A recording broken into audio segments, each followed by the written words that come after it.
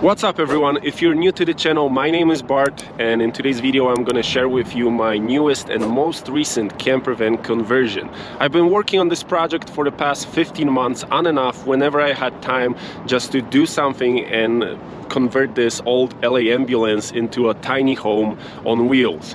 This is a full camper van build. That means that none of the original interior is left inside of this vehicle. I decided to do it this way because I wanted to build a nice functional interior that is going to fit my personal needs, but also at the same time it's going to be built to last for many and many years of traveling in this vehicle. So if you like what you see in this video, please consider subscribing to my channel. That helps a lot to grow the community and maybe inspire some people with the ideas that I used during this conversion. In today's video we're going to start from the outside of the vehicle. I'm going to tell you why I chose this ambulance and what I've done from the outside, and then obviously we're going to move into the inside of the camper van so you can see all of the ideas that I had during this build process.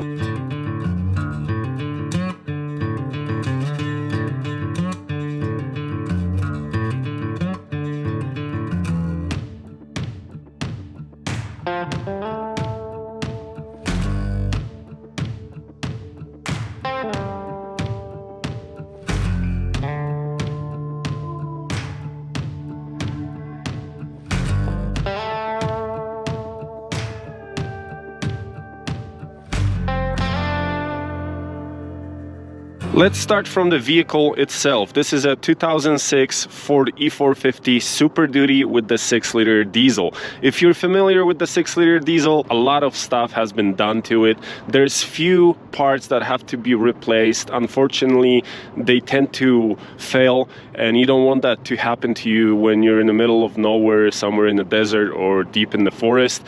That's what I've done with Lauren from Lolly's Off-Road. I took this vehicle to Canada and we've done a partial rebuild on the 6-liter diesel. We've replaced all of the faulty parts. There's a lot of stuff that I've done to this vehicle since I've purchased it on auction in LA.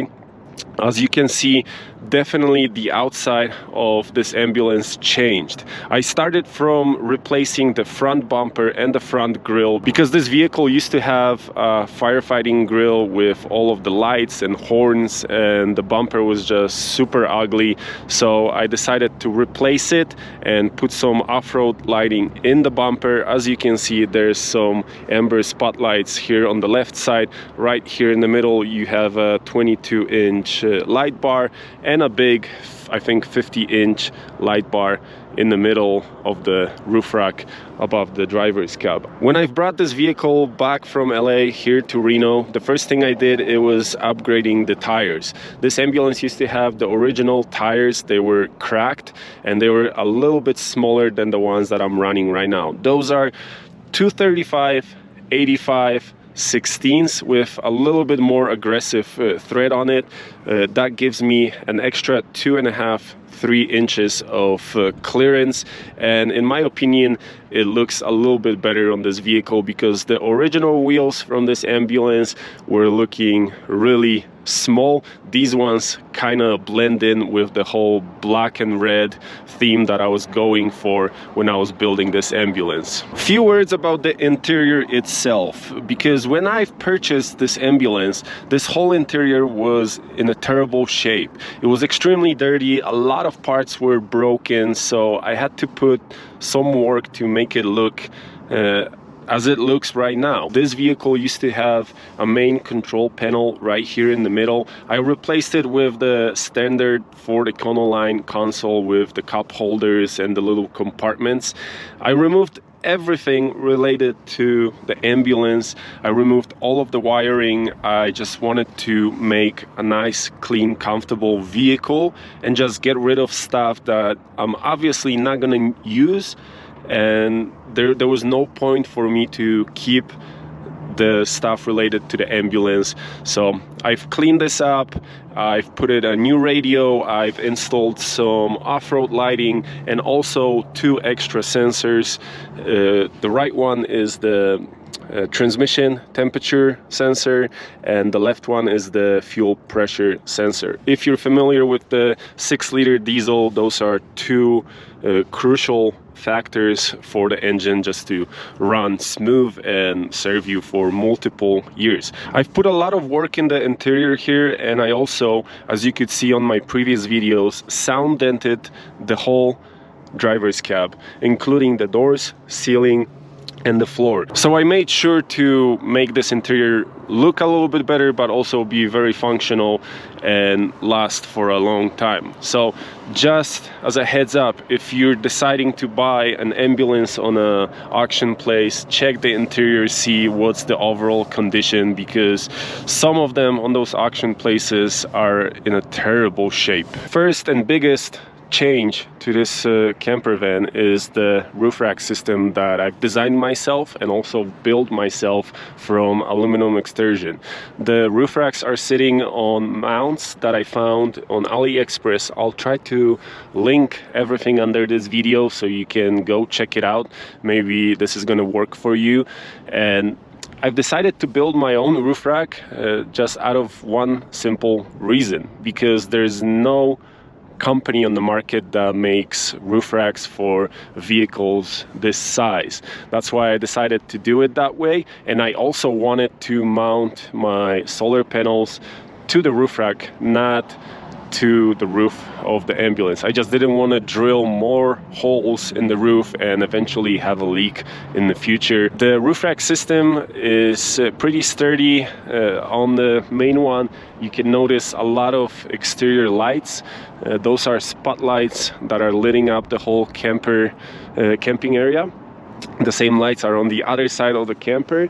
And in the back, I have some spotlights that I'm using if I'm backing up somewhere in the back country and I'm just trying to get a little bit more visibility. And this is how the whole roof rack system looks. As you can see, I have my solar panels. I have 3 100-watt solar panels and 2 200-watt solar panels, and both of those sets are running on 2 different solar charge controllers just to maximize the electricity production. I'll show you everything when we're gonna get to the electrical cabinet that has everything related to my build and the electrical system in this camper van. In the right corner of the roof rack, you can see a chimney because I've installed a little wood stove inside of the camper. I'll show you how I've done it and why I chose that particular wood stove.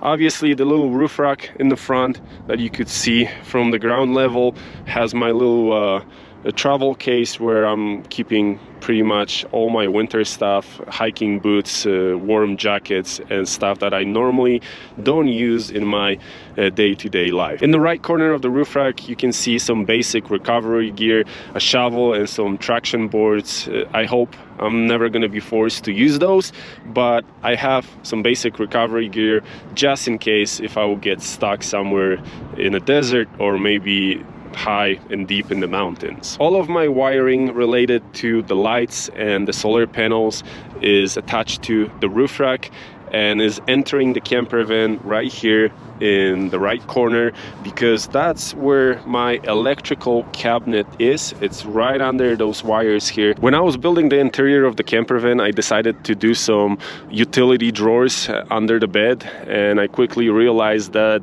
I'm not going to be able to mount a normal ladder in the back of the camper van, and I also didn't want it to mount it on the side because this vehicle is already very wide. It's 8 feet. I decided to build a little foldable ladder.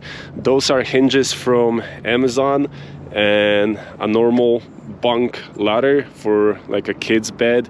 So this is kind of a little idea that I came up with. It works perfectly fine. The only thing you have to do when you put the ladder down, you have to use those metal pins to lock the ladder in place, and then you can just climb it. Starting from the driver's side, right here in the back, there used to be a really big tall cabinet. A lot of people uses this cabinet and builds the shower inside. I decided to do my shower in the other side of the camper van. I'll show you everything in a little bit. But this cabinet used to have a big oxygen tank inside. I've cut it in half because that's where my bed is sitting inside, and I've used this space for just stuff that I need for the vehicle. And also this is the place where I have my propane tank with all the connections to the little cooking stove inside of the camper, the water heater, and also cooktop outside of the camper on the passenger side. I have a quick connect over there that I can connect a little camping stove to the propane, and I don't have to use those green propane tanks. Moving to the next cabinet, this cabinet has a little outside shower over here, and inside of this cabinet you're gonna see my water heater, water tank, and also the diesel heater that has the exhaust over here on this side. I decided to put the water tank in the same cabinet with the diesel heater because if you're familiar with those, they give out a lot of heat by themselves. So this cabinet stays pretty warm and it prevents the water from freezing. So when I'm running my diesel heater, it warms up the whole cabinet and the water doesn't freeze in the hoses and also in the tank. This big cabinet used to have all of the electrical of the ambulance. It used to also have a air compressor. I removed everything because that's where I built my shower inside of the camper van, close to the water system, so I didn't have to really use a lot of hoses and piping to connect everything to my water tank. This cabinet right now is shut for good. Next, moving to the passenger side, starting from the back top cabinet, this is my electrical cabinet. I have a 3,500 watt inverter. I have two different solar charge controllers. As I told you, the 200 watt solar panels are plugged into one of the charge controllers, and the 100 watt solar panels are plugged into the other one, just to maximize the electricity production in this whole system. Everything has fuses.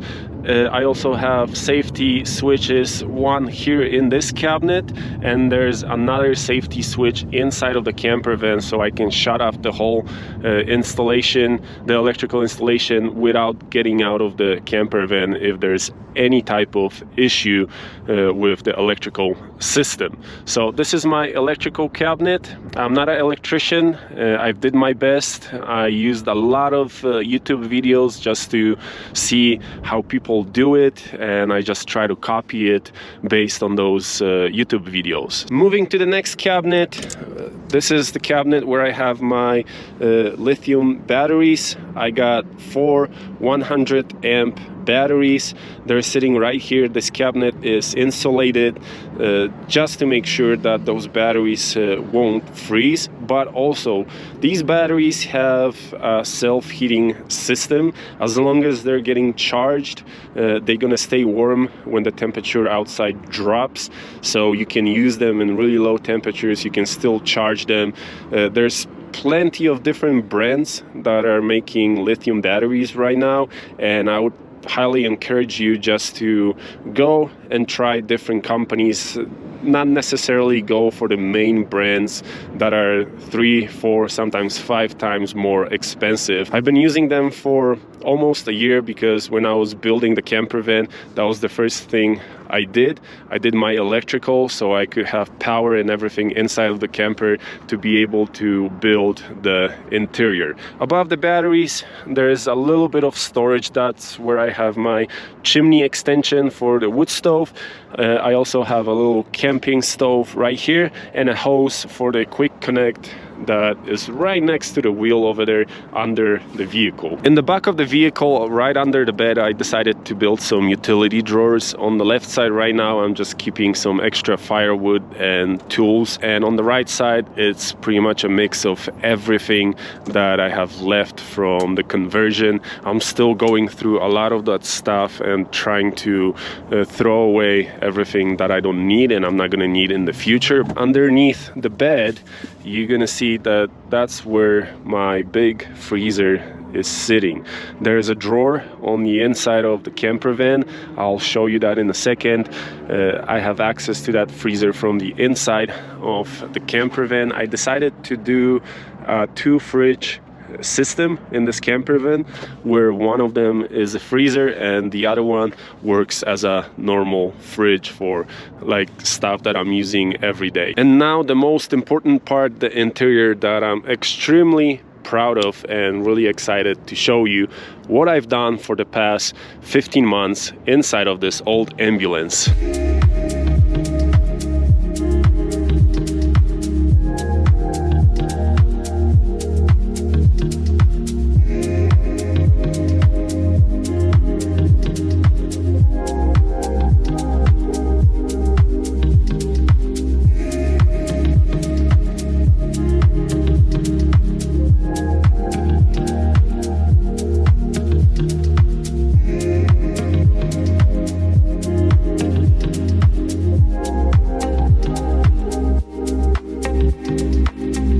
When I started working on the interior, one of the first things I did was insulating all of the doors in the camper van. That also includes all of the doors in the outside cabinets.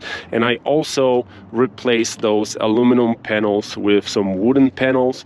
The aluminum ones were extremely ugly, scratched, and during those cold nights, that aluminum is really cold to touch and it also sweats. That's why I decided to do a wooden panel. I mounted here a little trash can and some material pockets for the stuff that I need every day. There's like a little broom, bear spray, some knives, you know, lighters. When you enter the camper van, immediately on your right side you're gonna notice the little wood stove. I purchased this on a website from Turkey. It was shipped to me in 2 days to United States from Turkey. The wood stove was a little bit damaged when I received it. At first I kind of regretted not buying the Cubic Mini, but also the Cubic Mini is super tiny and in this whole space wouldn't really give that much heat. That's why I decided to go with this little bit bigger wood stove. I already tested it.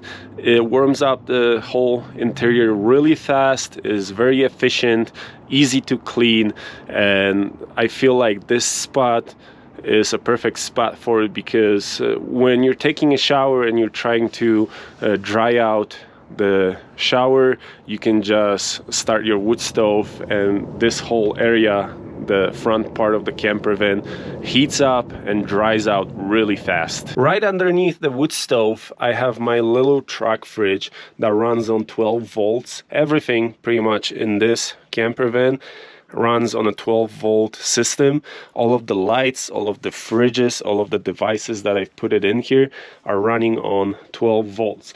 This is a very unusual spot for a fridge since it's right under the wood stove, but this cabinet is insulated and the wood stove doesn't really heat up the fridge, and also the fridge is ventilated. There's one vent right here next to the trash can and there's another vent on the other side in the back with a little computer fan that in summer is pretty much just pushing out the warm air into the driver's cab. The whole interior of the camper van is 5.5 feet tall and I'm 6'1". The only spot where I can stand is the shower. The shower is 6'2". I decided to build it over there because that's where that big electrical cabinet used to be, and that cabinet goes underneath the floor of this camper van. The walls in the shower are made out of a waterproof laminate, and before I even put the laminate in, I also used Red Guard on the walls. I waterproofed the whole space, made sure that it doesn't leak anywhere, so it doesn't start rotting your walls or your cabinets. So first I've put the red guard, then I've put the waterproof laminate, and obviously used silicone on the connections, and this is the final product. I'm really proud of this shower. It looks great, it's functional, I can fit here without any issues, and this is a pretty big space. Obviously, when you're building a shower, you sacrifice some spots for cabinets and storage that you could use inside of your camper van. But when I was building my camper van, I built pretty much enough cabinetry to be able to put all of my stuff. There could be easily 2 people living in this camper van and fit all of their clothes and daily items that they're using. Normally when I'm traveling, I have my portable dry flash toilet sitting right here in the shower. I took it out just to show you how I've done this and how the shower looks right now, but this is my dry flash toilet, one of many on the market. It's a very simple device. You have a little mechanism inside, so you do your business and then you press the start button, the little mechanism closes the bag, heat seals it, and cuts it off and drops it underneath the toilet, and then you can discard it. Very simple idea.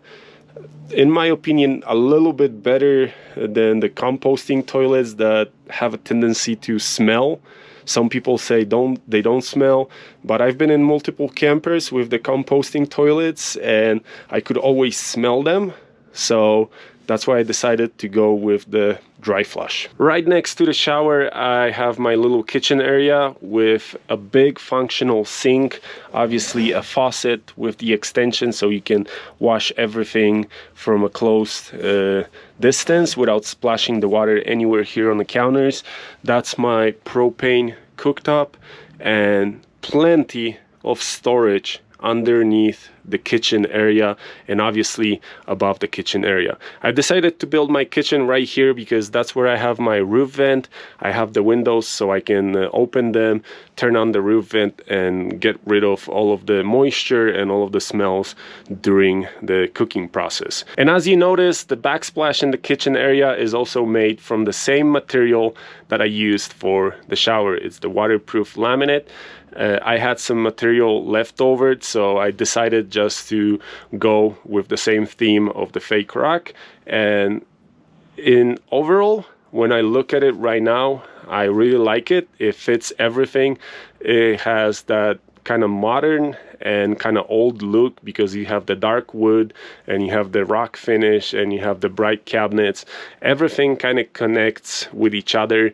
All the colors kind of work together very well. So this is what I've done to my kitchen. Right next to the kitchen you have a seat, and the same seat is on the other side. Obviously, right under the seat you have plenty of storage where I usually keep my summer stuff, some socks and underwear. Plenty of storage underneath the bed. Right here on the right side and on the left side under those cabinets you have really big deep cabinets where I keep stuff that I don't use on a daily basis. The only place where I can access this one is from the side of the bed here, and the other one I have to lift the mattress to open the big cabinet where I have my travel backpacks, hiking backpacks, and everything that I'm not using every day. Underneath the bed on the right side you have a big cabinet for all of your stuff that you need when you're traveling, all of your cooking appliances, anything that you want to put inside. And the big drawer is the drawer where I have my fridge, freezer that you could see from the back of the camper van. This is a full XL size mattress, so if you're above 6 feet you can sleep here comfortably. 2 people can sleep on this mattress without any issues. There's plenty of space. I decided to go with the memory foam mattress because in my opinion it's extremely comfortable. Above the bed you have plenty of cabinets that you can use for your personal stuff. That's where I keep most of my clothes and food items and little kitchen stuff that I need when I'm cooking something here inside or even outside of the camper van. On the other side of the bed, I've built plenty more storage, big drawers, big deep cabinets that you can put extra blankets, big sweatshirts, every kind of big bulky item. That's where it fits, because that cabinet goes a little bit underneath the bed, so it's really deep and it can hold most of your stuff. In the right corner, that's another electrical cabinet where I have some switches, and I also have the main switch for the electrical system that I was telling you about when we were outside. If there's something wrong with the electrical system in this camper van, I can just open that cabinet, turn off that switch, and that's gonna disconnect the whole electrical system in this camper van. Right next to the bed, I have my battery monitor where it shows you the charge of your batteries right now. There's also a carbon monoxide sensor, one of two that are inside of this camper van, because I have a wood stove, so you need the sensors inside, especially right next to the spot where you sleep. That's why there's another sensor over there underneath that cabinet. There's also two switches here that are responsible for the LED lights inside of the camper. One of them turns on the lights all the way around of the camper, and the other one turns on the lights that are lighting up the floor. Those are normal LED strips. You can change the colors, you can change the brightness of those lights. I did that just to make the interior look a little bit more modern. Right next to the entrance to the camper van, I have a little pantry where I keep all of my utensils, little towels, kitchen stuff, and bigger bulky items on the bottom shelf. But this also works as my working desk, because I decided to build a little fold-up table right here on this side. I've used some hinges from Amazon. That was a pretty good find. They're a couple dollars. I think they're like $9 or $10 for a set of those hinges. This is a really nice spot where I like to sit, work on my laptop, and just look through the window or just through the door when it's open. And you're sitting right next to the wood stove, so you have a nice cozy space to work on your little projects, or if you're working remotely, this is the perfect spot. And the last thing that I would like to show you inside of this camper van is the ceiling. It took a lot of work. It was pretty expensive, because when I was building this camper van, the prices of wood were still pretty high. The first time I saw it in a camper van 2 years ago, I decided that I want to have something like that in my future camper van. I wish I've done it in the first one that I've built, and you could have watched the video on my channel before. And I'm kind of proud of it that I decided to do it in this one, because it fits the whole interior, the theme of the colors. It makes the interior look really nice and really modern. And the last very important thing when you're building a camper van and you're trying to separate the driver's cab from the back of the camper van is the little privacy curtain. This is also an insulated curtain. I've attached it with some magnets here so it doesn't move when I'm driving, and also stays in place and prevents the heat from going from the back of the camper van to the driver's cab and then escape through the windows. So it's very important to have something like that.